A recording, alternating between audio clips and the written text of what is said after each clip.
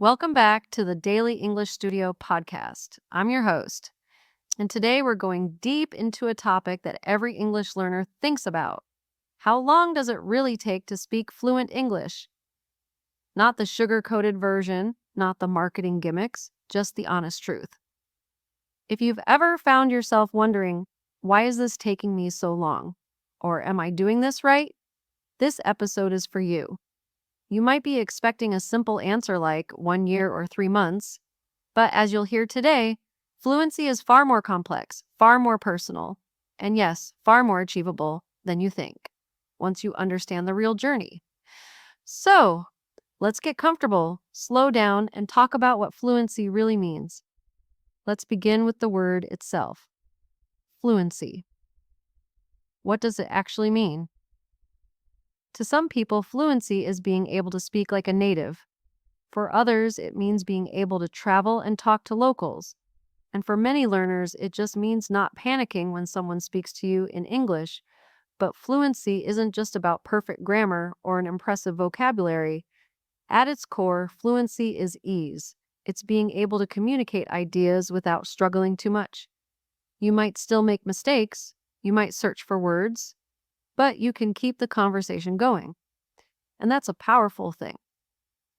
Some people spend years studying English in school, memorizing rules, passing tests, and still feel nervous ordering a coffee in English.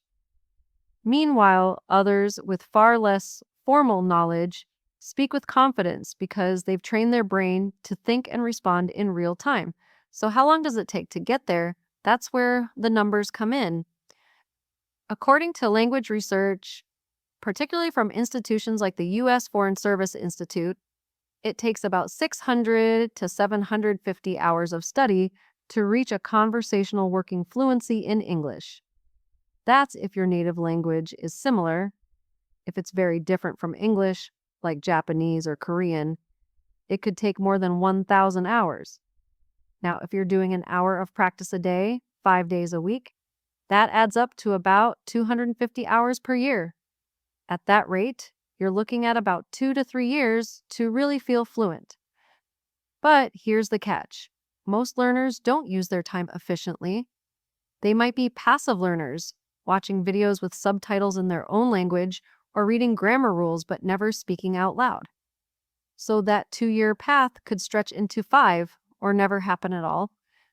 On the other hand, I've seen learners make huge progress in just 6 months by immersing themselves in English, speaking every day, and not being afraid to make mistakes. The difference isn't talent, it's approach.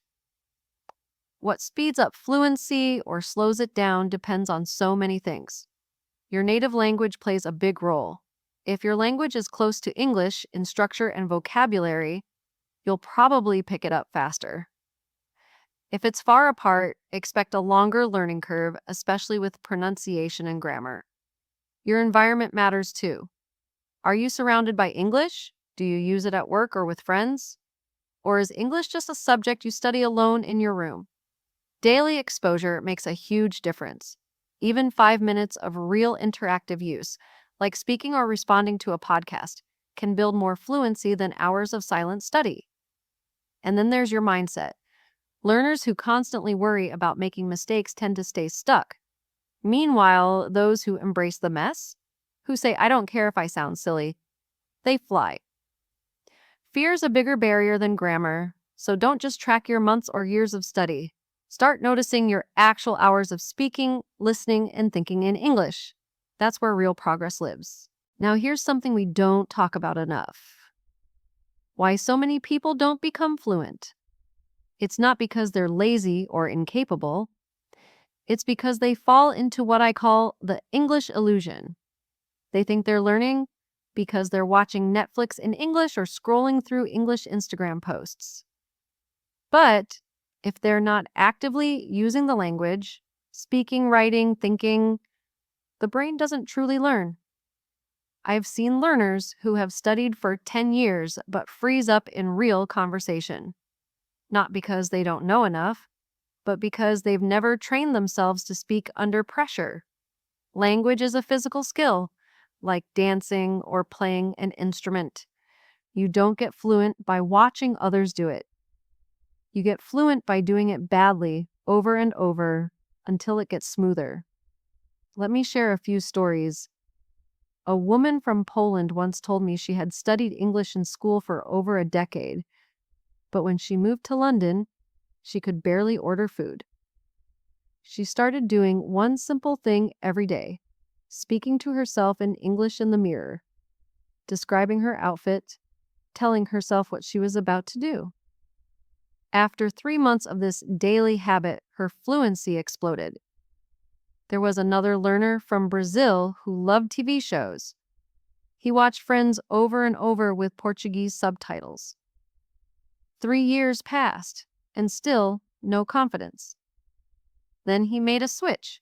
He started using English subtitles and repeating the lines aloud. Within 6 months, his pronunciation and rhythm were completely different. He sounded natural because he was no longer just watching, he was participating. The difference between stuck and fluent isn't magic. It's repetition, reflection, and real use. If you're listening to this and thinking, okay, I get it, but what should I actually do? Here's what I'll say. Make English part of your daily life. Talk to yourself while cooking. Listen to podcasts and respond aloud. Join conversation groups. Record yourself. Don't wait for the perfect sentence. Say it badly, then say it better. The goal isn't to sound perfect. It's to express yourself. If you study grammar, great, but always follow it up with speaking. If you watch YouTube videos, pause them and repeat what was just said. If you read articles, tell someone what you read, even if that someone is just you in your room. And the most important habit, consistency. It's better to speak English for 10 minutes a day every day than to do a 3-hour marathon once a week. Daily practice tells your brain, hey, this language is important, and your brain responds by getting better at it. So how long does it really take to speak fluent English? There's no one answer. For some, it's a year. For others, it's a lifetime journey. But everyone can improve. Everyone can become fluent enough to live, work, love, and laugh in English. You don't need to be perfect. You just need to keep going. Fluency is not a destination, it's a relationship. The more time you spend with English, the more it opens up to you. Don't rush it. Don't compare your journey to someone else's. Instead, show up every day with curiosity, patience, and courage. Thank you for spending time with me today. If this podcast helped you, share it with someone learning English too. And remember, you're not alone. Every mistake is a step. Every sentence is progress. Fluency is waiting for you. Keep walking. This was Daily English Podcast. I'll see you next time.